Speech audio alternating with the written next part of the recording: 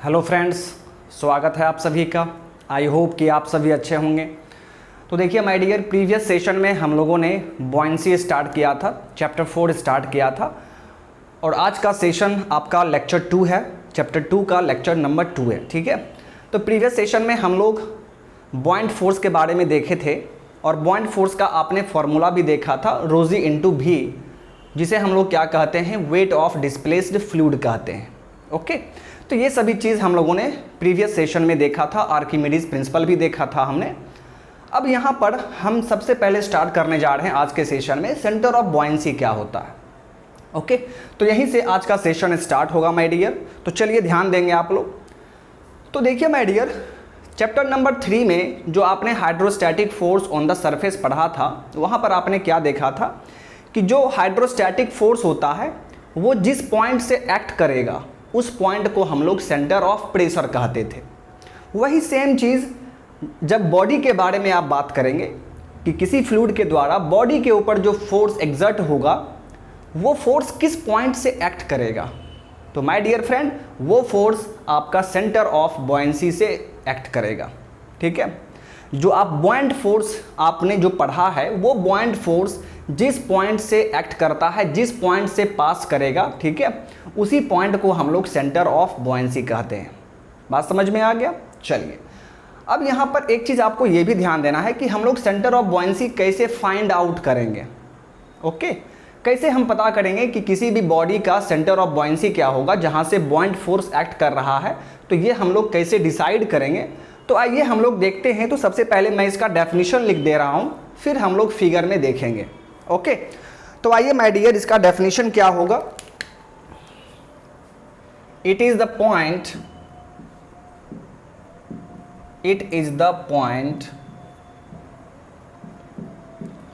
from which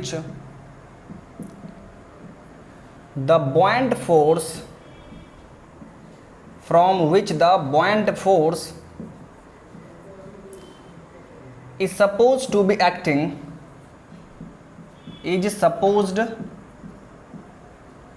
supposed मत लिखिए, ठीक है, from which the buoyant force is to be acting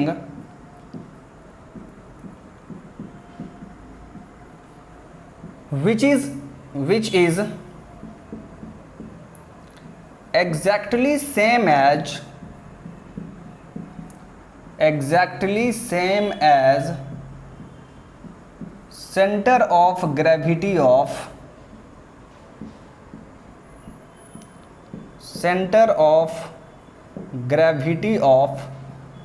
displaced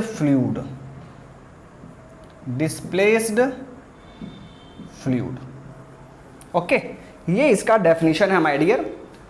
centre of buoyancy क्या है, ये एक ऐसा पॉइंट है जिस पॉइंट से आपका बॉयंट फोर्स एक्ट करेगा और ये सेंटर ऑफ बॉयंसी किसके बराबर होता है, दैट मीन्स हम लोग कैसे फाइंड करेंगे। तो वो देखिए, which is exactly same as centre of gravity of displaced fluid. जो डिस्प्लेस्ड फ्लूइड होगा उसका जो सेंटर ऑफ ग्रेविटी होगा उसी पॉइंट को हम लोग सेंटर ऑफ बॉयंसी कहते हैं। अब इसका मतलब क्या है आपको समझ में नहीं आया होगा अभी, तो आइए हम लोग फिगर बनाकर इस चीज़ को समझते हैं। ठीक है, ध्यान देंगे आप लोग। मान लीजिए कि ये लिक्विड का फ्री सरफेस है, ओके, एंड यहाँ पर एक बॉडी सबमर्ज किया गया है। ठीक है, मान लीजिए कि ये बॉडी सबमर्ज किया गया और ये बॉडी यहाँ पर फ्लोट कर रहा है। फ्लोट करने का मतलब क्या है कि ये पार्शियली सबमर्ज्ड है। तो यहाँ पर आप क्या देखेंगे, हमें सेंटर ऑफ बॉयंसी फाइंड करना है कि यहाँ पर सेंटर ऑफ बॉयंसी कौन सा पॉइंट होगा। तो आइए, तो आपने क्या देखा है कि जो डिस्प्लेस फ्लूइड होगा उस डिस्प्लेस फ्लूइड का सेंटर ऑफ ग्रेविटी, उसे ही हम लोग सेंटर ऑफ बॉयंसी कहते हैं। तो यहाँ पर आप कैसे पता करेंगे कि डिस्प्लेस फ्लूइड कौन सा है। तो माय डियर फ्रेंड, मैंने आपको प्रीवियस सेशन में बताया था कि बॉडी का जितना वॉल्यूम, ध्यान से सुनेंगे, बॉडी का जितना वॉल्यूम फ्लूइड में सबमर्ज होगा उतना ही फ्लूइड, उतने ही वॉल्यूम का फ्लूइड डिस्प्लेस होता है। बॉडी का जितना वॉल्यूम लिक्विड में सबमर्ज होगा ठीक उतना ही सेम मैग्नीट्यूड का वॉल्यूम ऑफ फ्लूइड डिस्प्लेस होगा। ओके, तो यहाँ पर आप क्या देख रहे हैं कि ये वाला वॉल्यूम जो है, जो लिक्विड में सबमर्ज है, इतना वॉल्यूम फ्लूइड का डिस्प्लेस हुआ होगा। ओके, तो दैट मीन्स अगर इसी पोर्शन का हम लोग centre of gravity find out कर लेते हैं तो उसी पॉइंट को हम क्या कहेंगे, सेंटर ऑफ बॉयंसी। ठीक है, और इस फिगर का सेंटर ऑफ ग्रेविटी, इस रीजन का माय डियर, इस रीजन का जो सेंटर ऑफ ग्रेविटी होगा, ठीक है, वो मान लीजिए कि ये पॉइंट है, वो मान लीजिए ये पॉइंट है, और इसी पॉइंट को हम क्या कहेंगे, सेंटर ऑफ बॉयंसी कहेंगे, और सेंटर ऑफ बॉयंसी को हम लोग बी पॉइंट से डिनोट करते हैं। ओके, तो एक बार मैं फिर से आपको बता दे रहा हूं, यहां पर डिस्प्लेस फ्लूइड बोला जा रहा है। दैट मीन्स बॉडी का जितना वॉल्यूम फ्लूइड में सबमर्ज होगा उसका सेंटर ऑफ ग्रेविटी आप फाइंड कर लीजिए, उसी सेंटर ऑफ ग्रेविटी को हम लोग सेंटर ऑफ बॉयंसी कहेंगे। Okay, that means centre of buoyancy क्या होगा, ये होगा centre of gravity of displace fluid, बोलिए डिस्प्लेस फ्लूइड, या आप इसको क्या कह सकते हैं, या centre of gravity of submerged body, centre of gravity of submerged body. जितना बॉडी का पार्ट सबमर्ज होगा, जितना बॉडी का पार्ट सबमर्ज होगा उसे, उसका ही जो सेंटर ऑफ ग्रेविटी होगा उसे हम लोग सेंटर ऑफ बॉयंसी कहते हैं। और इसी सेंटर ऑफ बॉयंसी से हमारा बॉइंट फोर्स एक्ट करेगा। तो आप देखिए उसी पॉइंट से क्या होगा माय डियर, आपका बॉइंट फोर्स अपवर्ड डायरेक्शन में एक्ट करेगा। बॉइंट फोर्स अपवर्ड डायरेक्शन में इसी पॉइंट्स पर एक्ट करेगा, यानी लिक्विड इस बॉडी के ऊपर जो बॉइंट फोर्स लगा रहा है वो बॉइंट फोर्स वर्टिकली अपवर्ड डायरेक्शन में काम करता है, ये तो आपने पढ़ा है। और वो किस पॉइंट से एक्ट करेगा my dear, centre of buoyancy से एक्ट करेगा। तो यही था my dear friend centre of buoyancy. Okay, and I hope कि आपको सेंटर ऑफ बॉयंसी समझ में आ चुका होगा। ठीक है, तो चलिए अब इसके आगे हम लोग बात करते हैं। ठीक है, ध्यान देंगे आप लोग। अब हम लोग सबमर्ज्ड बॉडी का एग्जांपल लेंगे। ठीक है, पहले हम लोग कंप्लीटली सबमर्ज्ड बॉडी का केस देखेंगे, और फिर हम लोग पार्शियली सबमर्ज्ड बॉडी का केस देखेंगे, और फिर दोनों केस में हम लोग सेंटर ऑफ बॉयंसी के बारे में बात करेंगे। ओके, तो आइए देखते हैं माय डियर। तो सबसे पहले हम लोग बात करते हैं कंप्लीटली सबमर्ज्ड बॉडी।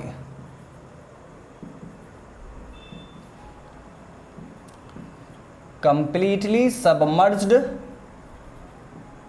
बॉडी,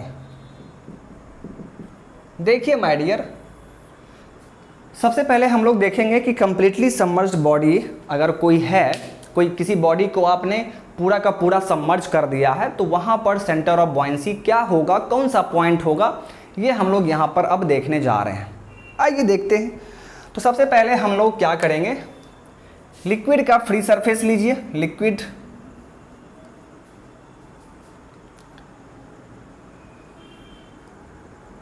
ये आपका लिक्विड का फ्री सरफेस है माय डियर,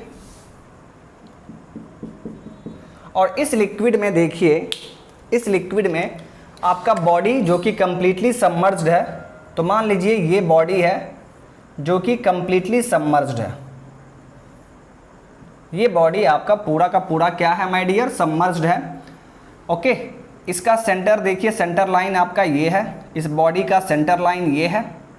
ओके, अब हम क्या करेंगे, इस बॉडी को एंगुलर डिस्टर्ब करेंगे।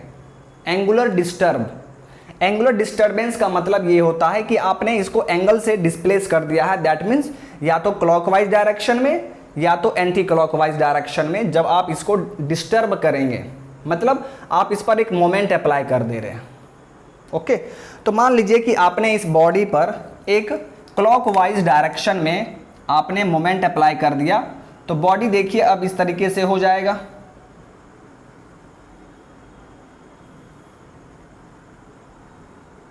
ये बॉडी हो जाएगा, और इसका सेंटर लाइन देखिए ये वाला है। आपने क्या किया, आपने एंगुलर डिस्टरबेंस दिया है, angular disturbance in clockwise direction, आपने बॉडी को क्लॉकवाइज डायरेक्शन में डिस्टर्ब कर दिया है, ठीक है। और देखिए, ठीक है, और यहां पर देखेंगे, मान लीजिए कि आपने इस बॉडी को ज़्यादा डिस्टर्ब कर दिया। अब इसके बाद भी अगर आप डिस्टर्ब करेंगे तो बॉडी का, देखिए बॉडी का पोजीशन कैसा हो जाएगा। तो बॉडी अब इस तरीके से हो जाएगा, ये आपका बॉडी है, बॉडी ये पोजीशन ले लेगा, ठीक है। आपने यहां से एंगुलर डिस्टर्ब किया तो ये पोजीशन आया, यहां से और आप एंगुलर डिस्टर्ब करेंगे तो ये क्या हो जाएगा, इस तरह हॉरिजॉन्टल हो जाएगा। दैट मीन्स ये पोजीशन ये बॉडी ले लेगा। और अब इसका देखिए, अब इसका centre line my dear friend ये वाला है। तो मैंने क्या किया, मैंने आपको यहाँ पर एक ही बॉडी का 3 पोजीशन मैं आपको दिखा रहा हूँ, एक ही बॉडी का 3 पोजीशन है। अब यहाँ पर आपको ये देखना है कि इसका सेंटर ऑफ ग्रेविटी क्या होगा। आइए, सॉरी सेंटर ऑफ बॉयंसी, ठीक है। तो सेंटर ऑफ बॉयंसी फाइंड करने का क्या तरीका है, आपको बस ये देखना है कि बॉडी का कितना वॉल्यूम लिक्विड में सबमर्ज्ड है या फ्लूइड में सबमर्ज्ड है। जितना वॉल्यूम फ्लूइड में सबमर्ज होगा उसी पार्ट का, उसी पोर्शन का आपको सेंटर ऑफ ग्रेविटी फाइंड करना है और उसी पॉइंट को हम लोग सेंटर ऑफ बॉयंसी कहेंगे। तो यहाँ पर आप क्या देख रहे हैं, यहाँ पर आप देख रहे हैं कि बॉडी तो कंप्लीटली सबमर्ज्ड है, मतलब बॉडी का पूरा वॉल्यूम जो है वो आपका लिक्विड में सबमर्ज है। इसका क्या मतलब होगा, तो इस कंप्लीटली सबमर्ज्ड बॉडी के केस में बॉडी का चूंकि पूरा वॉल्यूम सबमर्ज्ड है तो इसका सेंटर ऑफ ग्रेविटी कहाँ पर होगा, तो आप कहेंगे सर बीच में होगा। This is centre of gravity of this body. और इसी सेंटर ऑफ ग्रेविटी को हम क्या कहेंगे, सेंटर ऑफ बॉयंसी कहेंगे। So this point is centre of buoyancy. अब यहाँ पर देखिए, आपने बॉडी का पोजीशन चेंज कर दिया है, ठीक है। तो उससे क्या कोई फर्क होगा, नहीं माय डियर। क्यों फर्क नहीं होगा, क्योंकि बॉडी तो पूरा सबमर्ज्ड है। तो जब पूरा सबमर्ज्ड होगा तो इसका सेंटर ऑफ ग्रेविटी कहाँ पर होगा, तो वो तो हमेशा मिडिल में होगा। और उसी सेंटर ऑफ ग्रेविटी को हम क्या कहेंगे, सेंटर ऑफ बॉयंसी। फिर देखिए, फिर बॉडी का पोजीशन चेंज हुआ है, फिर आपने इस पर एंगुलर डिस्टरबेंस दिया है, तो अब बॉडी का पोजीशन ये आ चुका है। तो इससे भी कोई फर्क नहीं पड़ रहा है क्योंकि बॉडी का पूरा वॉल्यूम सबमर्ज्ड यहाँ पर भी है। तो इसका भी जो सेंटर ऑफ ग्रेविटी होगा माय डियर, उसी पॉइंट को हम क्या कहेंगे, सेंटर ऑफ बॉयंसी कहेंगे। अब आप ध्यान देंगे कि बॉडी को आपने क्या किया, एंगुलर डिस्टर्ब किया है, तो क्या इसका सेंटर ऑफ बॉयंसी चेंज किया, नहीं my dear. Centre of buoyancy यहाँ पर चेंज नहीं हुआ है। आप देखिए तीनों फिगर में, तीनों पोजीशन में centre of buoyancy same point है, नहीं चेंज हुआ है। तो ये चीज़ आप याद रखेंगे कि अगर कोई बॉडी कंप्लीटली सबमर्ज्ड है तो अगर आप उसको एंगुलर डिस्टरबेंस भी दे रहे हैं, अगर उस बॉडी को आप एंगुलरली डिस्टर्ब भी कर रहे हैं, फिर भी उसका सेंटर ऑफ बॉयंसी चेंज नहीं होगा, वो सेम पॉइंट रहेगा। बात समझ में आ गया। तो ये पॉइंट आपको याद रखना है। और अब यहाँ से देखिए, इसी सेंटर ऑफ बॉयंसी से आप जानते हैं कि बॉयंट फोर्स एक्ट करता है। So this force is Fb। फिर यहाँ पर भी देखिए, इसी पॉइंट से आपका बॉयंट फोर्स एक्ट करेगा और ये वर्टिकली अपवर्ड डायरेक्शन में होगा। आपने पढ़ा है ना, बॉयंट फोर्स क्या होता है, वर्टिकली अपवर्ड डायरेक्शन में काम करता है। फिर यहाँ पर भी देखिए सेम चीज़ होगा my dear, vertically upward direction में इसी पॉइंट से बॉयंट फोर्स एक्ट करेगा Fb। ओके, तो यहां से देखिए कंप्लीटली सबमर्ज्ड बॉडी के केस में आप कौन सा पॉइंट लिखेंगे, here if we give angular disturbance to the body, angular disturbance to the body यहाँ पर यदि हम लोग बॉडी को एंगुलर डिस्टर्बेंस देते हैं कंप्लीटली सबमर्ज्ड बॉडी के केस में, तो उस टाइम भी क्या होगा, if we give angular disturbance to the body but centre of buoyancy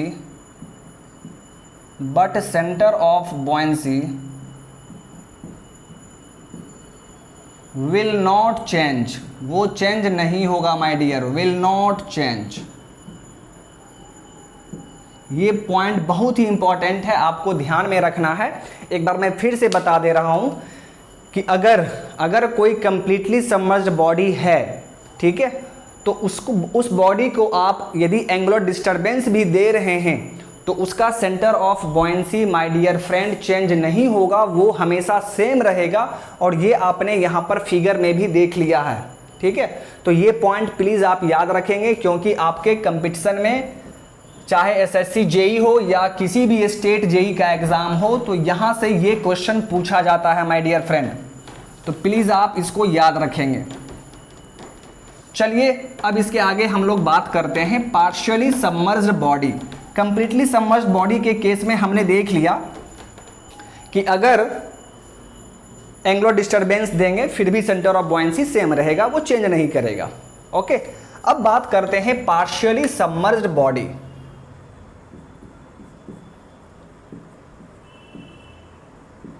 partially submerged body,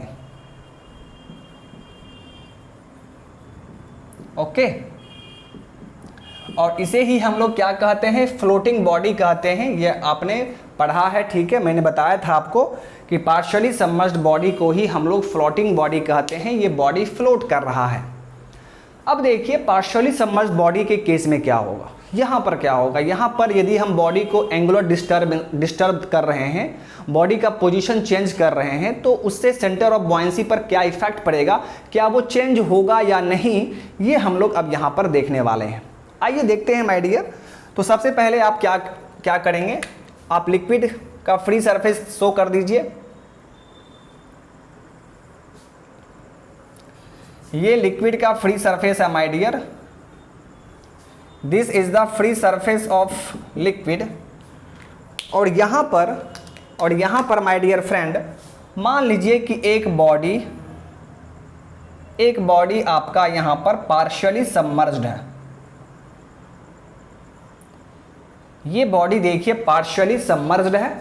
partially का मतलब आप समझ रहे हैं, दैट मीन्स बॉडी का पूरा वॉल्यूम लिक्विड के अंदर नहीं है, कुछ वॉल्यूम जो है वो लिक्विड के बाहर है। अब आप क्या करेंगे, अब आप इस बॉडी को एंगुलर डिस्टर्ब कर रहे हैं, एंगुलर डिस्टर्बेंस दे रहे हैं, ठीक है।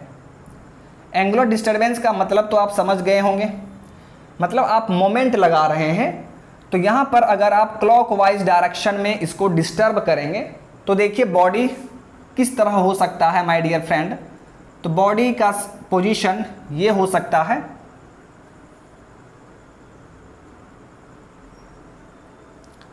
बॉडी का पोजीशन माय डियर फ्रेंड ये हो सकता है, और इसका देखिए centre line my dear friend ये है। ओके, तो देखिए जब आपने एंगुलर डिस्टर्बेंस दिया है तो बॉडी का पोजीशन देखिए अब इस तरह से हो जाएगा।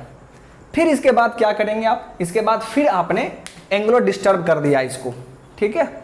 तो जब फिर से आप इसको एंगुलर डिस्टर्ब करेंगे तो अब देखिए इसका पोजीशन किस तरह का हो जाएगा। अब इसका पोजीशन माय डियर फ्रेंड ये वाला हो गया। अब इसका पोजीशन ये हो गया एंड सेंटर लाइन आपका ये है,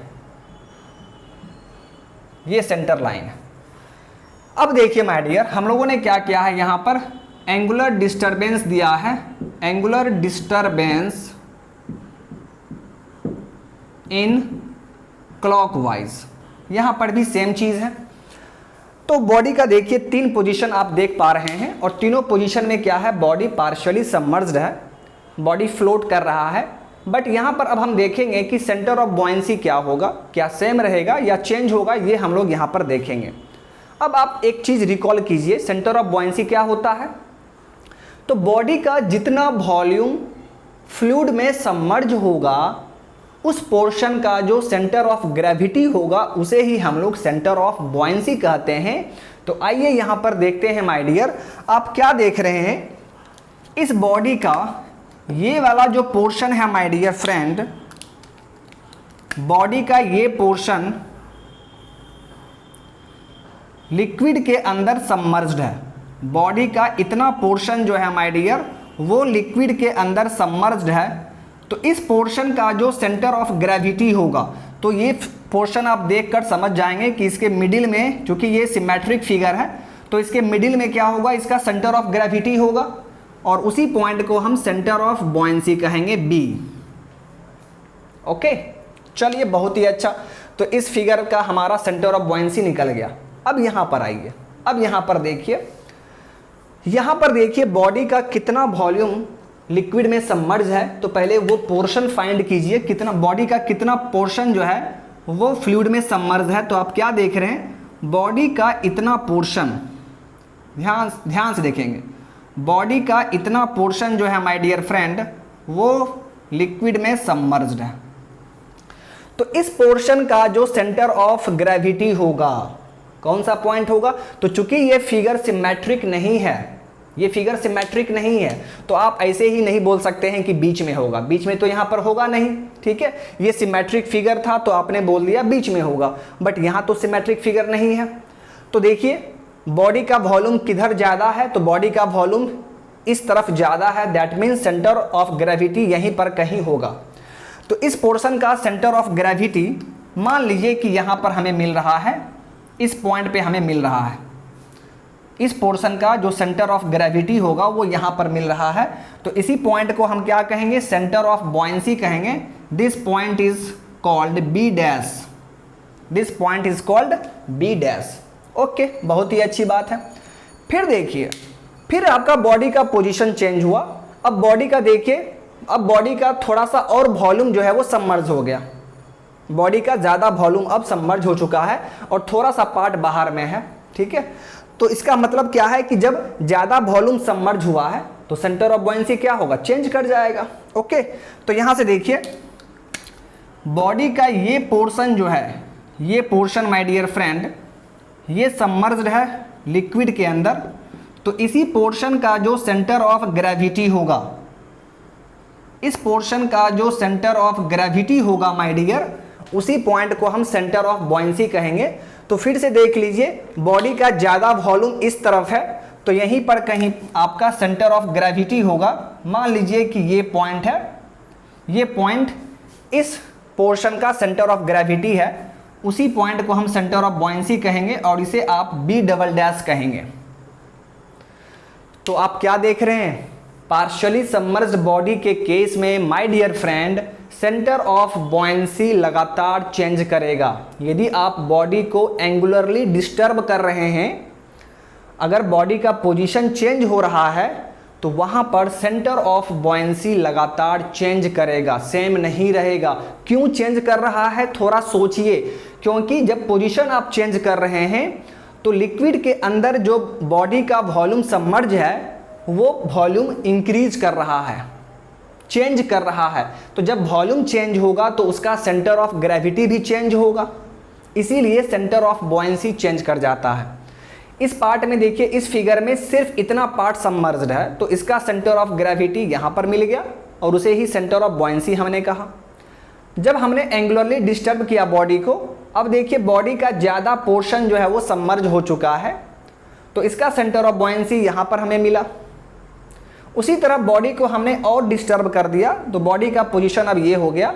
और अब देख रहे हैं कि बॉडी का मैक्सिमम वॉल्यूम जो है वो फ्लूइड में सबमर्ज्ड है। तो इस पोर्शन का जो सेंटर ऑफ ग्रेविटी होगा वो ये पॉइंट यहाँ पर कहीं मिलेगा हमें, और इसी पॉइंट को हम सेंटर ऑफ बॉयंसी कहेंगे। दैट मीन्स आपका सेंटर ऑफ बॉयंसी लगातार चेंज कर रहा है, लगातार चेंज कर रहा है। तो यहाँ पर पॉइंट क्या होगा, in the case of partially submerged body or floating body with the angular disturbance, the center of buoyancy always changes। center of buoyancy यहाँ पर हमेशा चेंज करता है। ये पॉइंट आप हमेशा याद रखेंगे, ठीक है। यहाँ से 1 मार्क्स का थ्योरेटिकल ऑब्जेक्टिव क्वेश्चन पूछा जाएगा। अब देखिए, और सेंटर ऑफ बॉयंसी से आपका बॉइंट फोर्स एक्ट करता है, तो यहाँ से आप बॉइंट फोर्स को एक्ट करवा दीजिए। इसी पॉइंट से माय डियर फ्रेंड क्या होगा, आपका centre of buoyant force act करेगा। This is F B. फिर देखिए यहाँ से, अब यहाँ से क्या होगा, अब यहाँ से आपका बॉइंट फोर्स एक्ट करेगा my dear. This is F B buoyant force. फिर यहाँ से भी देखिए, इसी सेंटर ऑफ बॉयंसी से क्या होगा माय डियर, आपका बॉइंट फोर्स एक्ट करेगा एफ बी। ओके, चलिए, तो अब यहाँ पर मैं आपको पॉइंट लिख दे रहा हूँ, ठीक है, ध्यान देंगे। With the angular disturbance, with the angular disturbance, अब ये नहीं लिखना है इन क्लॉकवाइज, आप एंटी क्लॉकवाइज में भी डिस्टर्ब कर सकते हैं, आप एंटी क्लॉकवाइज में भी डिस्टर्ब कर सकते हैं। तो सिर्फ आप ये लिखेंगे with the angular disturbance the centre of buoyancy, the centre of buoyancy of A partially submerged body, of a partially submerged body, या इसे ही हम क्या कहेंगे, फ्लोटिंग बॉडी, इसे ही हम लोग फ्लोटिंग बॉडी भी कहते हैं। The centre of buoyancy of A partially submerged body always changes, always changes, या कंटिन्यूसली चेंजेस लिखिए, ठीक है, कंटिन्यूसली चेंजेस।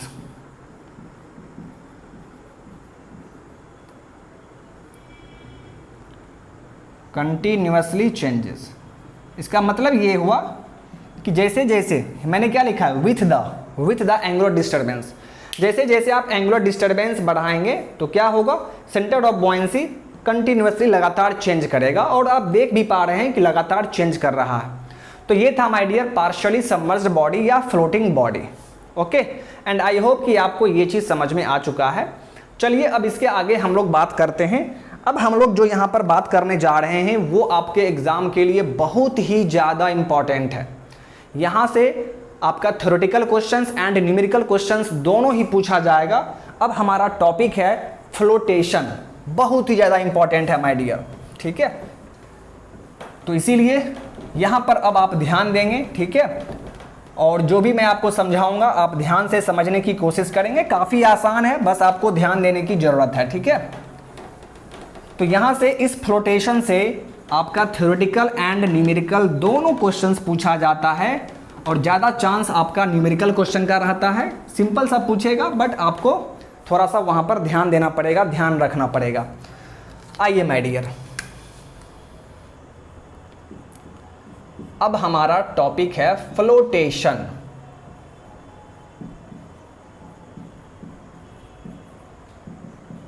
फ्लोटेशन, ठीक है, काफ़ी इंपॉर्टेंट है। आइए देखिए, फ्लोटेशन का मतलब क्या है तो आप तो जान चुके हैं, ठीक है। मतलब कोई भी बॉडी यदि फ्लोट कर रहा है, कोई भी बॉडी यदि फ्लोट कर रहा है, तैर रहा है, तो उसे हम लोग क्या कहेंगे, उस फेनोमेनन को हम लोग फ्लोटेशन कहेंगे, ठीक है।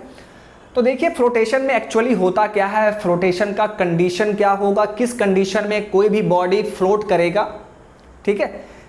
कुछ तो कंडीशन होगा जिस कंडीशन में एक बॉडी दूसरे फ्लूइड में फ्लोट कर रहा है, कुछ तो कंडीशन होगा। तो आइए उन सभी कंडीशन को यहाँ पर देखा जाए 1 बाय 1 करके, ठीक है। तो पहले हम लोग यहाँ पर कंडीशन देख लेते हैं, फिर यहाँ पर हम लोग क्वेश्चन करेंगे, न्यूमेरिकल क्वेश्चंस करेंगे, ठीक है। आइए देखिए, मान लीजिए माय डियर फ्रेंड, ये आपका लिक्विड का फ्री सरफेस है, this is your free surface of a liquid, और यहां पर एक बॉडी फ्लोट कर रहा है, ये बॉडी यहां पर फ्लोट कर रहा है। आपने क्या देखा, आपने देखा कि फ्लूइड में ये लिक्विड है जिसका डेंसिटी रो है, और ये बॉडी है जिसका डेंसिटी, ये बॉडी है जिसका डेंसिटी क्या है, रो एस। तो आपने क्या देखा कि इस फ्लूइड में जिसका डेंसिटी रो है, इस फ्लूइड में एक बॉडी है जिसका डेंसिटी रो एस है और ये बॉडी यहाँ पर फ्लोट कर रहा है। ठीक है, तो इसी घटना को, इसी फेनोमेनन को हम क्या कहेंगे? फ्लोटेशन कहेंगे। तो चूंकि ये बॉडी फ्लोट कर रहा है तो क्या कंडीशन है, आखिर ये फ्लोट क्यों कर रहा है, ऐसा क्या हुआ होगा वहां पर जो ये बॉडी इसमें, इस लिक्विड में फ्लोट करने लगा। ठीक है, तो ये चीज हम लोग यहां पर डिस्कस करेंगे। आइए देखते हैं माय डियर। तो सबसे पहले तो आपको ये ध्यान देना है कि ये जो बॉडी है, इस बॉडी का टोटल वॉल्यूम क्या होगा? VT। मैंने बताया था कि हम लोग यहाँ पर सिर्फ 3 वॉल्यूम के बारे में बात करेंगे, एक VT, एक V बॉडी और एक V। ओके, तो इस बॉडी का टोटल वॉल्यूम VT है। तो यहाँ से देखिए, ये बॉडी का सेंटर लाइन है माय डियर फ्रेंड, और इस बॉडी का सेंटर ऑफ ग्रेविटी कहाँ होगा? पूरे बॉडी का सेंटर ऑफ ग्रेविटी कहाँ होगा? तो मिडिल में होगा। सिमेट्रिक फिगर है। ठीक है, तो मान लीजिए कि यहाँ पर इसका सेंटर ऑफ ग्रेविटी है जस्ट मिडिल में, इस बॉडी के जस्ट मिडिल में क्या होगा? सेंटर ऑफ ग्रेविटी, और सेंटर ऑफ ग्रेविटी को हम G पॉइंट से डिनोट करते हैं। तो सेंटर ऑफ ग्रेविटी हमने इस बॉडी का निकाल लिया। क्यों निकाला हमने इस बॉडी का सेंटर ऑफ ग्रेविटी क्यों निकाला? तो my dear friend, body float कर रहा है तो बॉडी का अपना वेट होगा ना, बॉडी का कुछ तो वेट होगा। तो बॉडी का वेट आप जानते हैं वर्टिकली डाउनवर्ड डायरेक्शन में काम करता है, और बॉडी का वेट किस पॉइंट से एक्ट करेगा? सेंटर ऑफ ग्रेविटी से एक्ट करेगा। तो इसीलिए हमें ये ज़रूरत है कि आप सेंटर ऑफ ग्रेविटी फाइंड कीजिए, उसका निकालिए, और इसी पॉइंट से क्या होगा? इस पूरे बॉडी का जो वेट होगा वो नीचे की तरफ एक्ट करेगा। बात समझ में आ गया? तो देखिए माय डियर, इसी G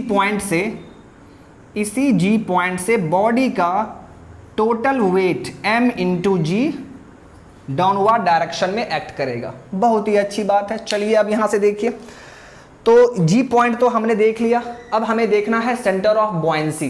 तो सेंटर ऑफ बॉयंसी क्या होगा, वो कैसे फाइंड करेंगे? तो बस आपको ये ध्यान देना है कि बॉडी का कितना वॉल्यूम लिक्विड में सबमर्ज्ड है। तो देखिए, बॉडी का इतना वॉल्यूम, इतना पोर्शन जो है वो लिक्विड में सबमर्ज है। तो जितना पोर्शन सबमर्ज है उसका सेंटर ऑफ ग्रेविटी कहाँ पर है? तो आपको सिर्फ इस रीजन का सेंटर ऑफ ग्रेविटी अब फाइंड करना है। तो इसका सेंटर ऑफ ग्रेविटी कहाँ होगा? इसके जस्ट मिडिल में, दैट मीन्स मान लीजिए कि यहाँ पर, और इसी पॉइंट को हम क्या कहेंगे? Centre of buoyancy. Centre of buoyancy, और इसी सेंटर ऑफ बॉयंसी से आपका बॉयंट फोर्स एक्ट करेगा, बट अपवर्ड डायरेक्शन में। ठीक है, तो यहां से देखिए, इसी सेंटर ऑफ बॉयंसी से आपका बॉयंट फोर्स अपवर्ड डायरेक्शन में काम करेगा, दैट इज FB। बात समझ में आ गया? तो यहां तक समझने में आपको कुछ भी दिक्कत नहीं हुआ होगा। ठीक है, आपने क्या किया? बॉडी का, पूरे बॉडी का जो सेंटर ऑफ ग्रेविटी होगा वो आपने फाइंड किया, उसी पॉइंट से बॉडी का टोटल वेट डाउनवर्ड डायरेक्शन में काम करेगा, और फिर हमने सेंटर ऑफ बॉयंसी फाइंड किया। तो सेंटर ऑफ बॉयंसी कैसे फाइंड करेंगे? तो बॉडी का जितना वॉल्यूम लिक्विड में सबमर्ज है उसका सेंटर ऑफ ग्रेविटी हमने निकाला, तो ये पॉइंट मिला, उसी पॉइंट को हम सेंटर ऑफ बॉयंसी कहेंगे, और इसी सेंटर ऑफ बॉयंसी से हमारा बॉयंट फोर्स अपवर्ड डायरेक्शन में काम करेगा। इतना क्लियर है? चलिए अब यहां से देखिए, चूंकि हमारा बॉडी फ्लोट कर रहा है, तैर रहा है, इसका मतलब यह है कि ये इक्विलिब्रियम में है। ठीक है, फ्लोट कर रहा है, दैट मीन्स यहां पर नेट फोर्स 0 होगा। नेट फोर्स 0 होने का मतलब क्या है कि जितना ये बॉयंट फोर्स होगा सेम उतने ही मैग्नीट्यूड का वेट काम कर रहा होगा। ये दोनों फोर्स आपस में बराबर होगा, बैलेंस होगा, तभी तो ये फ्लोट कर रहा है। ठीक है, तभी तो आप बोलेंगे कि यहाँ पर नेट फोर्स 0 होगा। ठीक है, तो फ्लोटेशन का पहला कंडीशन ये है कि बॉडी पर जो बॉयंट फोर्स लग रहा होगा, लिक्विड के द्वारा बॉडी के ऊपर जो बॉयंट फोर्स लग रहा होगा वो बॉडी के टोटल वेट के बराबर होगा। ओके, अगर ऐसा होता है दैट मीन्स वो बॉडी फ्लोट करेगा। ठीक है, तैरेगा। बात समझ में आ गया? तो फ्लोटेशन का माय डियर फर्स्ट कंडीशन यही हो गया। तो आइए देखते हैं, यहां पर ध्यान देंगे आप। For flotation, for flotation, flotation के लिए फर्स्ट कंडीशन क्या होगा my dear? buoyant force, buoyant force exerted by liquid on the body will be equal to total weight of the body।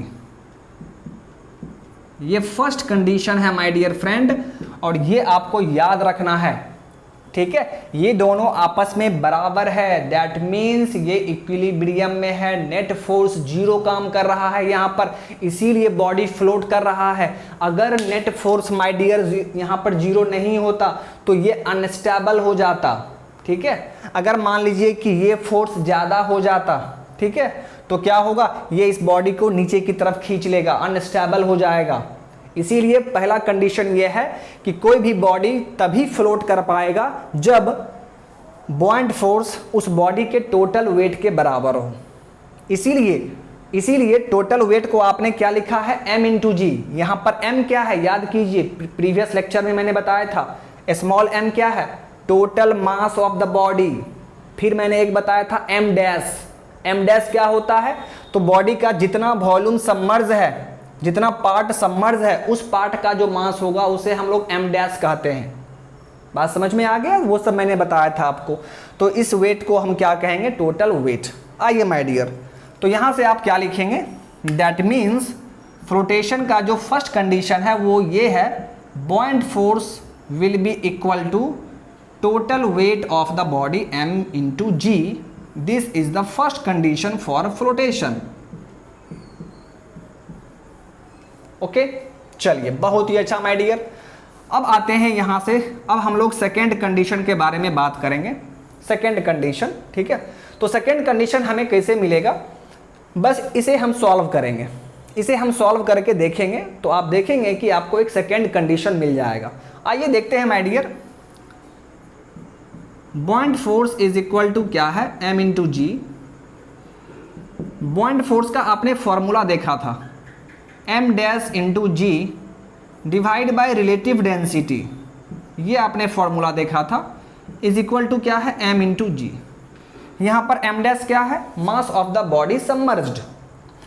ये g और g कैंसल आउट हो जाएगा, so m dash will be equal to m into relative density.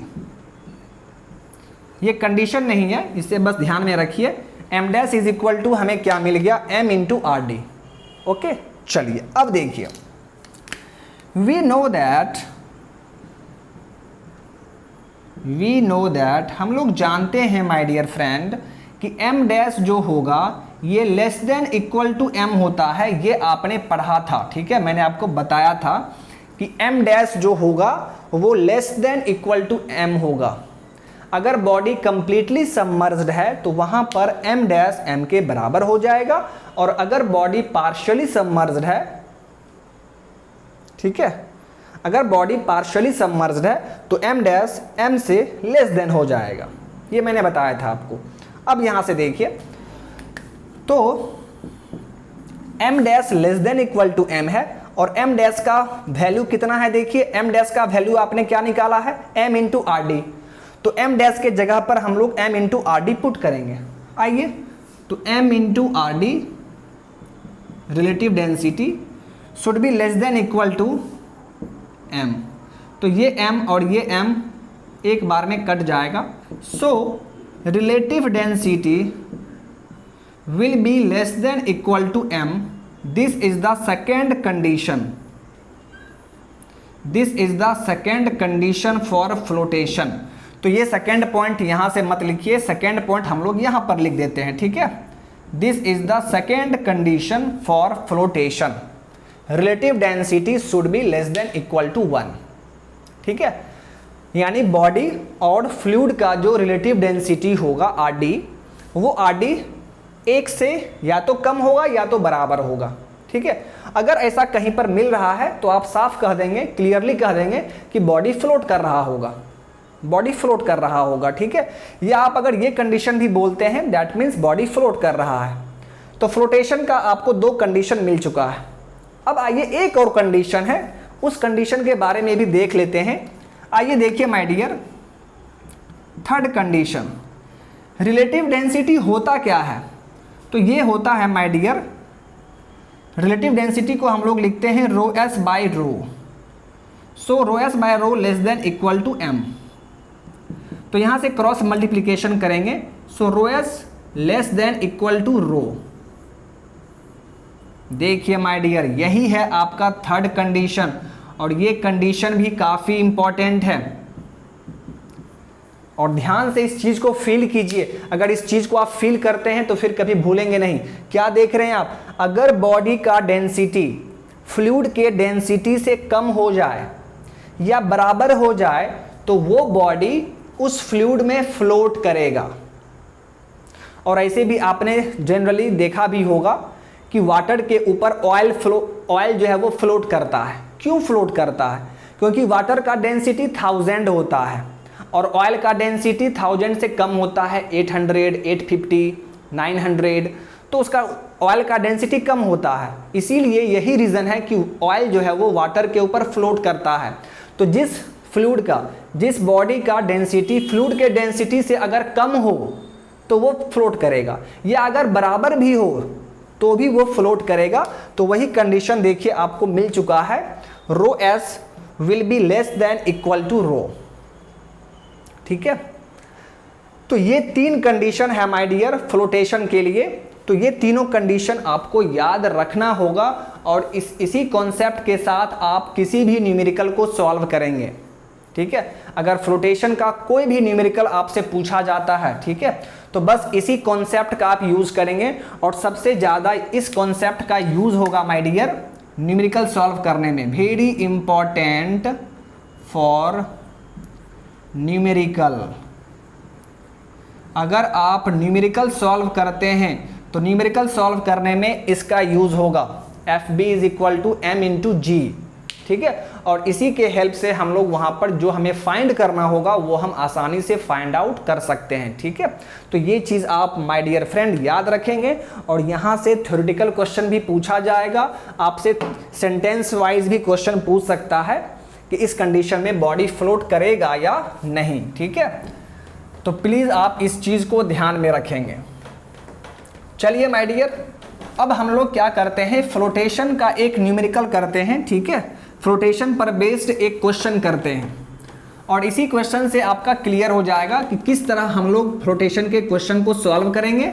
Okay, तो यहाँ से SSC JE में जो भी शॉर्ट न्यूमेरिकल पूछा जाता है, ज़्यादा हार्ड क्वेश्चन तो पूछा नहीं जाएगा, बट जो भी न्यूमेरिकल पूछा जाएगा वो आप बना सकते हैं। ठीक है, तो इसीलिए हम लोग यहाँ पर एक क्वेश्चन करने वाले हैं। आइए देखिए माय डियर, आइए देखिए, मान लीजिए कि ये एक बड़ा सा कंटेनर है, ये एक बड़ा सा टैंक है, ये बड़ा सा टैंक है माय डियर। ठीक है, और यहाँ पर देखिए इस बड़े से टैंक में यहाँ पर वाटर है, यहाँ पर माय डियर वाटर है। दैट मीन्स इसके नीचे जो आप देख रहे हैं ये आपका वाटर है।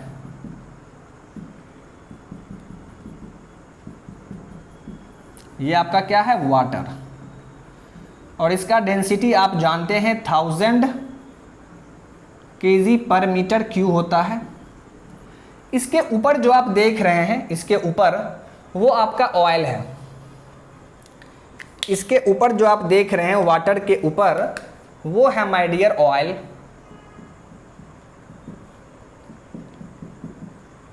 दिस इज ऑयल और इसका डेंसिटी 800 kg पर मीटर क्यूब है। 800 kg पर मीटर क्यूब है। मतलब आप क्लियरली देख पा रहे हैं कि ऑयल जो है यहाँ पर वाटर के ऊपर फ्लोट कर रहा है, और होगा भी क्यों नहीं, ऑयल का डेंसिटी आप देखिए वाटर से कम है तो फ्लोट करेगा, इसके ऊपर फ्लोट कर रहा है। अभी अभी आपने कंडीशन देखा। अब देखिए, अब यहाँ पर एक बॉडी को सबमर्ज किया गया है, बॉडी को सबमर्ज किया गया, ठीक है, और उस बॉडी का ध्यान से सोचिए आप, और उस बॉडी का डेंसिटी 850 है, 850 है। एक बॉडी है आपके पास जिसका डेंसिटी 850 kg पर मीटर क्यूब है, और उस बॉडी को आप क्या किए, इसमें डाल दिए, इसमें सबमर्ज कर दिए। तो ध्यान से आप सुनिएगा, ठीक है, ध्यान से आप देखिएगा। तो आप क्या देख रहे हैं कि इसका बॉडी का डेंसिटी 850 है, वाटर का डेंसिटी 1000 है, तो इससे इसका डेंसिटी कम है। दैट मीन्स ये बॉडी वाटर में फ्लोट करेगा, यानी वाटर में फ्लोट करेगा, और ऑयल के डेंसिटी से इसका डेंसिटी ज़्यादा है। इसका मतलब है कि इस बॉडी का कुछ पोर्शन जो है, कुछ इसका भाग जो है वो ऑयल में रहेगा, और कुछ भाग वाटर में रहेगा, और कुछ भाग इसका ऑयल में रहेगा। तो आइए देखिए, एक बॉडी आपको यहां पर दे दिया गया है, एक बॉडी यहां पर दे दिया गया है, ठीक है, ये बॉडी है माय डियर, और ये बॉडी यहां पर सबमर्ज्ड है, ठीक है, और इस बॉडी का डेंसिटी, ये बॉडी है और इसका डेंसिटी रो एस 850 kg पर मीटर क्यूब दिया हुआ है क्वेश्चन में, ठीक है। तो आपसे पूछा जा रहा है क्वेश्चन, माय डियर फ्रेंड, ये है क्वेश्चन, आपसे ये पूछा जा रहा है कि what is the fraction of body, what is the fraction of body, what is the नहीं, what fraction of the body, what fraction of the body will be in oil as well as in water। तो देखिए question क्या कह रहा है, question को ध्यान से देखना है। क्वेश्चन में आपसे ये पूछ रहा है कि बाबू ये बताओ कि इस बॉडी का कितना फ्रैक्शन, फ्रैक्शन मतलब क्या है कि बॉडी का जो भी वॉल्यूम है उस वॉल्यूम का कितना फ्रैक्शन, कितना पार्ट जो है ऑयल के अंदर है और कितना फ्रैक्शन वाटर के अंदर है। फॉर एग्जांपल मान लीजिए कि आप बोल रहे हैं कि सर इस बॉडी का 40% हिस्सा जो है, 40% हिस्सा वो ऑयल में है और 60% हिस्सा जो है वाटर में है, मान लीजिए, ठीक है। तो उसी टाइप का चीज़ आपसे पूछ रहा है कि कितना फ्रैक्शन, ठीक है, टोटल वॉल्यूम का कितना फ्रैक्शन, ठीक है, ऑयल में है और कितना फ्रैक्शन वाटर में है, आपसे ये पूछा जा रहा है इस क्वेश्चन में, ठीक है। तो ये माय डियर फ्लोटेशन का ही क्वेश्चन है। इसमें मैं आपको दोनों के बारे में मैंने आपसे पूछ दिया है, ठीक है। तो डायरेक्ट सेम क्वेश्चन आपके एग्जाम में नहीं पूछेगा, कोई एक पूछेगा।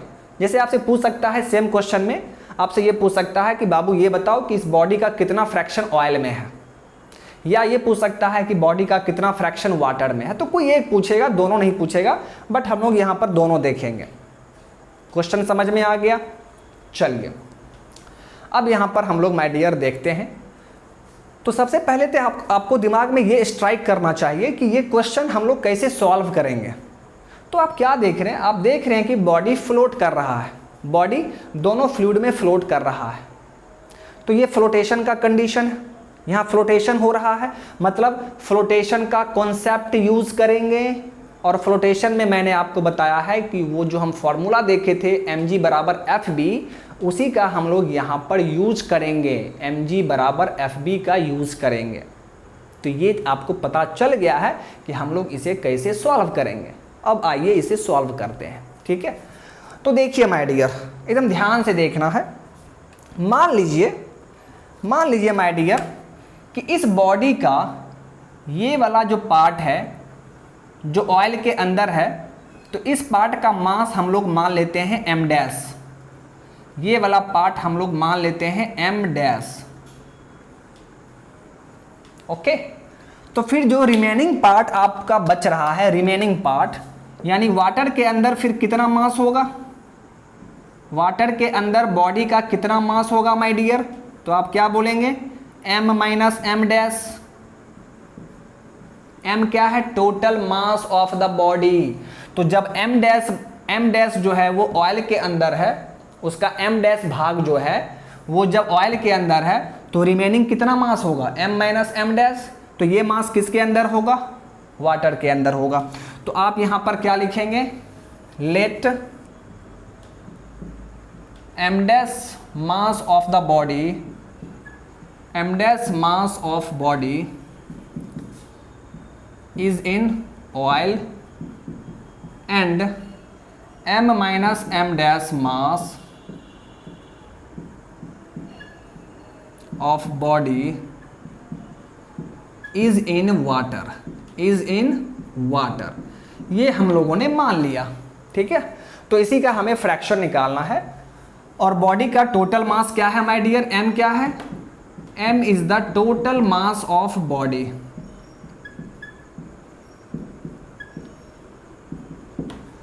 तो चूंकि ये फ्लोट कर रहा है, चूंकि ये फ्लोटेशन का क्वेश्चन है माय डियर, फ्लोटेशन का क्वेश्चन आपका है ये, तो यहां पर हम किस चीज का यूज करेंगे, हम लोग यहां पर यूज करेंगे mg बराबर fb, ठीक है। यानी total weight of the body will be equal to buoyant force, इसी का हम लोग यूज करेंगे यहां पर, ठीक है। अब ध्यान देना है यहां पर, ऑयल जो है, ऑयल को आप मान लीजिए फर्स्ट लिक्विड, वाटर को मान लीजिए सेकेंड लिक्विड, दो लिक्विड है ना यहाँ पर, तो आप फर्स्ट एंड सेकेंड मान लीजिए। अब देखिए माय डियर, ध्यान से देखना है, ये बॉडी यहाँ पर सबमर्ज किया गया है, तो इस बॉडी का जो टोटल वेट होगा mg, ठीक है, टोटल वेट mg, वो नीचे की तरफ काम करेगा my dear, m into G. Okay, चलिए अब ध्यान से देखिए, इस बॉडी का कुछ हिस्सा वाटर में है और कुछ हिस्सा ऑयल में है। तो आपने क्या पढ़ा है कि जब भी किसी लिक्विड में जब भी किसी लिक्विड में बॉडी आता है, यानी बॉडी सबमर्ज होता है, तो उस लिक्विड के द्वारा उस बॉडी के ऊपर एक बॉइंट फोर्स लगता है। यानी वाटर में देखिए बॉडी का इतना पार्ट आया है, सबमर्ज हुआ है, यानी वाटर इस सबमर्ज पार्ट पे क्या करेगा, एक बॉइंट फोर्स लगाएगा, किधर, ऊपर की तरफ। यानी इस वाटर के द्वारा इस बॉडी के ऊपर यहां से एक बॉइंट फोर्स लगेगा ऊपर के डायरेक्शन में। This is buoyant force due to water, और वाटर को आप सेकेंड फ्लूइड मान रहे हैं, तो इसे आप FB2 लिखेंगे, FB2 लिखेंगे। अब देखिए, अब ये वाले पार्ट पे आइए, ऑयल के अंदर भी बॉडी का इतना पार्ट सबमर्ज है, इतना पार्ट ऑयल के अंदर भी है, तो ये ऑयल भी इसको नहीं छोड़ेगा। दैट मीन्स ये ऑयल इसके ऊपर एक बॉइंट फोर्स लगाएगा, और ये फोर्स भी क्या होगा, अपवर्ड डायरेक्शन में काम करेगा। तो आइए यहाँ पर भी आप इसको दिखा दीजिए कि इस ऑयल के द्वारा यहाँ पर एक बॉइंट फोर्स लगेगा, जो कि उसे हम क्या लिखेंगे, FB, और ऑयल को आप क्या मान रहे हैं, फर्स्ट लिक्विड, तो FB1 दोनों लगाएगा ना जी बॉडी के ऊपर। क्योंकि सिंपल सा चीज़ है, आपने पढ़ा है कि बॉडी का अगर कोई भी पार्ट, कोई भी बॉडी अगर किसी लिक्विड में सबमर्ज है, तो वो लिक्विड उसके ऊपर बॉइंट फोर्स लगाएगा। आप क्या देख रहे हैं, बॉडी का इतना फ्रैक्शन वाटर के अंदर है, तो वाटर इस पर बॉइंट फोर्स लगाएगा, FB2। फिर ऑयल के अंदर भी बॉडी का पार्ट है, तो ऑयल भी इसके ऊपर बॉइंट फोर्स लगाएगा, FB1। अब फोर्स को बैलेंस कीजिए my dear friend, mg body का टोटल वेट नीचे की तरफ, और बॉइंट फोर्स यहाँ पे आपको 2 मिल रहा है, तो ये वेट बराबर क्या होगा, FB1 प्लस FB2 होगा, ठीक है। तो यहाँ पर आप क्या लिखेंगे माय डियर, mg बराबर FB1 प्लस FB2। कोई दिक्कत यहां तक समझने में? चलिए अब इसके आगे बात करते हैं my dear. So m into G बराबर, बॉइंट फोर्स का फॉर्मूला आपने क्या पढ़ा था, याद कीजिए। बॉइंट फोर्स का आपने फॉर्मूला पढ़ा था मास के टर्म में, m' g divide by rho S by rho, ये पढ़ा था ना आपने। ध्यान से सुनना है, ध्यान से देखना है। एम डैश क्या था, एफ बी क्या है, लिक्विड के द्वारा जो बॉइंड फोर्स लग रहा है। एम डैश क्या है, तो उस लिक्विड में बॉडी का कितना मास सबमर्ज है वो है एम डैश। रो एस क्या है, उस बॉडी का डेंसिटी। रो क्या है, तो जिस फ्लूइड के द्वारा बॉइंड फोर्स लग रहा है उस फ्लूइड का डेंसिटी है रो। अब आइए एफ बी वन कैसे निकालेंगे। वन मतलब क्या है, ऑयल। ऑयल के द्वारा जो बॉइंड फोर्स लग रहा है, ठीक है, ये आप कैसे लिखेंगे, तो मास के टर्म में लिखना है। तो एम डैश यहाँ पर क्या होता है, तो एम डैश होता है कि उस लिक्विड में जो फोर्स लगा रहा है उस लिक्विड में कितना मास सबमर्ज है। तो ऑयल में कितना मास सबमर्ज है, एम डैश हमने माना है। तो यहाँ पर क्या हो जाएगा, यहाँ पर एम डैश ही रहेगा into ji divide by rho S. तो बॉडी का डेंसिटी तो रो एस आपका 850 है, तो यहाँ पर क्या लिखेंगे 850 डिवाइड बाय रो। रो कौन सा होगा, तो जिस फ्लूइड का बॉइंड फोर्स निकाल रहे हैं उसी का डेंसिटी। तो चूंकि हम ऑयल का निकाल रहे हैं तो ऑयल का डेंसिटी कितना है 800, ये निकल गया F B one plus F B two. F B two क्या है, वाटर के द्वारा बॉडी पर जो बॉइंड फोर्स लग रहा है। तो यहां पर मास के टर्म में फॉर्मूला क्या होता है, एम डैश। एम डैश का मतलब क्या है, जितना मास सबमर्ज है। तो वाटर के द्वारा आप निकाल रहे हैं तो वाटर में बॉडी का कितना मास सबमर्ज है, एम माइनस एम डैश। यानी अब यहां पर इस एम डैश फॉर्मूला के जगह पर क्या होगा, एम माइनस एम डैश, क्योंकि वाटर में एम माइनस एम डैश मास सबमर्ज्ड है। तो आप यहां पर क्या लिखेंगे, एम डैश के जगह पर M minus M dash into ji divide by rho S by rho. तो बॉडी का डेंसिटी रो एस है तो वो तो 850 ही है, 850 डिवाइड बाय रो। रो क्या है, तो जिस फ्लूइड के द्वारा बॉइंड फोर्स निकाल रहे हैं उसी फ्लूइड का डेंसिटी। तो हम लोग क्या निकाल रहे हैं, वाटर के द्वारा निकाल रहे हैं, वाटर के द्वारा जितना बॉइंड फोर्स लग रहा है।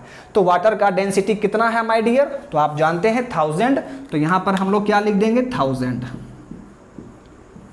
बस हो गया, बस इतना ही आपको करना है। इस क्वेश्चन को सॉल्व करने में बस यही 2 लाइन आपको ध्यान से लिखना पड़ेगा। अगर ये 2 लाइन आप सही से लिख दे रहे हैं तो फिर क्वेश्चन सॉल्व हो चुका है। अब आपको बस सिंप्लीफाई करना है। बात समझ में आ गया। तो यही चीज लिखने में आपको काफी ध्यान देना होगा। तो जो मैंने आपको बताया है उस तरह यदि आप ध्यान देके लिखेंगे तो फिर कोई भी दिक्कत आपको नहीं होगा। चलिए इसको जल्दी से सॉल्व कर लेते हैं माय डियर। यहां से देखिए, यहां पर भी g है और यहां पर भी g है, तो यहां से g कॉमन निकाल लेंगे तो g और g कैंसल आउट हो जाएगा।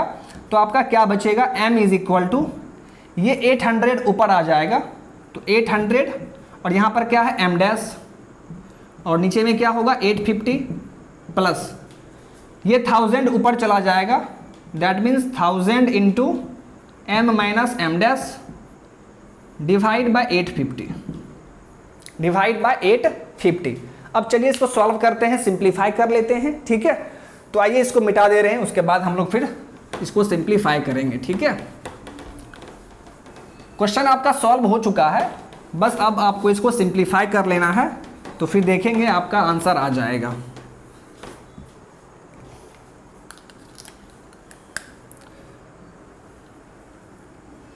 हाँ, तो क्या आया था, ठीक है, देखिए m इज इक्वल टू कितना आया था, ठीक है, मैंने तो मिटा दिया, ठीक है। आइए, तो m इज इक्वल टू क्या था 800 आपका ऊपर जाएगा, 800 m डैश डिवाइड बाय 850 था plus 1000 m minus M dash divide by 850, यही था ना जी। चलिए इसको सॉल्व कर लीजिए। सो m इज इक्वल टू, यहाँ पर देखिए 850 एलसीएम होगा, ये क्या हो जाएगा 800 m डैश प्लस 1000 से मल्टीप्लाई कर दीजिए, so 1000 m minus 1000 m dash इतना आएगा आपका। So m will be equal to, ये कितना है 1000 m 1000 एम डैश में 800 एम डैश माइनस होगा तो 200 बचेगा, that means -200 M dash divide by 850। अब आप क्रॉस मल्टीप्लाई कर देंगे, सो क्या हो जाएगा देखिए, 850 M is equal to 1000 M minus 200 M dash. तो इसे आप उस तरफ भेज दीजिए और इसे हम लोग इस तरफ भेज देंगे, that means 200 M dash is equal to 1000 M minus 850 M, so 200 M dash will be equal to 150 M. तो यहाँ से देखिए इस m को यहाँ पर ले आएंगे तो m डैश बाय m हो जाएगा, और इस 200 को यहाँ पर लेके आ जाएंगे 150 बाई 200, 5 3 ज़ा 5 4 ज़ा, दिस इज 0.75। अब देखिए my dear, so m dash divide by m will be equal to 0.75। अब इसका मतलब क्या है वो समझिए, क्वेश्चन आपका सॉल्व हो चुका है, अब इसका मतलब क्या है वो समझिए। m डैश क्या है, इस ऑयल में बॉडी का जो मास सबमर्ज हुआ है, जो बॉडी का मास m डैश है वो ऑयल के अंदर है, और m क्या है, टोटल मास। तो ये फ्रैक्शन हो गया ना जी, यानी पूरे मास का कितना फ्रैक्शन ऑयल के अंदर है, 75%। 75% मास जो है इस बॉडी का वो ऑयल के अंदर है। फ्रैक्शन हो गया ना, टोटल मास का कितना फ्रैक्शन ऑयल के अंदर है, तो उसे आप कैसे लिखेंगे, m डैश बाय m, और वो आपका आ गया 0.75। सो आप क्या लिखेंगे, that means 75% mass is in oil, oil में है। और जब 75% मास ऑयल में है तो इसका क्या मतलब है कि 25% मास वाटर में होगा। सो 25% मास इज इन वाटर।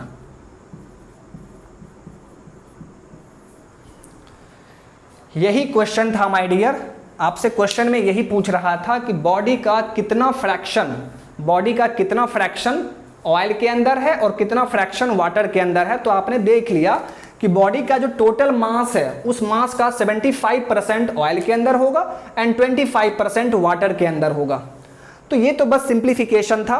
वहां पर जो आपने दो चीज देखा था, mg बराबर FB1 प्लस FB2, वो चीज आप कैसे करेंगे वो मैंने आपको समझा दिया।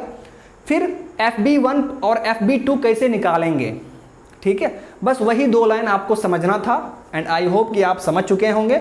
और इस तरह का क्वेश्चंस काफ़ी पूछा जाता है SSC JEE में या कोई भी JEE एग्ज़ाम में, तो प्लीज़ आप इस तरह के क्वेश्चंस का ध्यान रखेंगे, ठीक है। और आप यहाँ पर इस काफ़ी, ठीक है, जो कन्फ्यूज़न है वो कन्फ्यूज़न आपको नहीं होना चाहिए। जिस तरह मैंने बस आपको समझाया है उसी तरीके से आप क्वेश्चन को सॉल्व करेंगे, ठीक है। तो चलिए माय डियर, तो आज के क्लास को हम लोग यहीं पे इसको स्टॉप करते हैं। फ्लोटेशन आज हो चुका है, ठीक है। अब नेक्स्ट क्लास में हम लोग अपरेंट वेट के बारे में बात करेंगे, real weight and apparent weight के बारे में बात करेंगे। और वो टॉपिक भी आपके एग्जाम के लिए काफ़ी इंपॉर्टेंट है, क्योंकि वहाँ से भी आपका थ्योरेटिकल एंड न्यूमेरिकल क्वेश्चन पूछा जाता है। बॉयंसी में एक तो हो गया फ्लोटेशन, जहाँ से न्यूमेरिकल पूछा जाता है, और एक है आपका real weight and apparent weight, वहाँ से भी आपका न्यूमेरिकल पूछा जाता है। तो वो हम लोग नेक्स्ट सेशन में देखेंगे, नेक्स्ट लेक्चर में देखेंगे, ओके। तो चलिए माय डियर, आज के इस सेशन को यहीं पर स्टॉप किया जाए। मिलते हैं फिर नेक्स्ट सेशन में। Thank you, bye bye.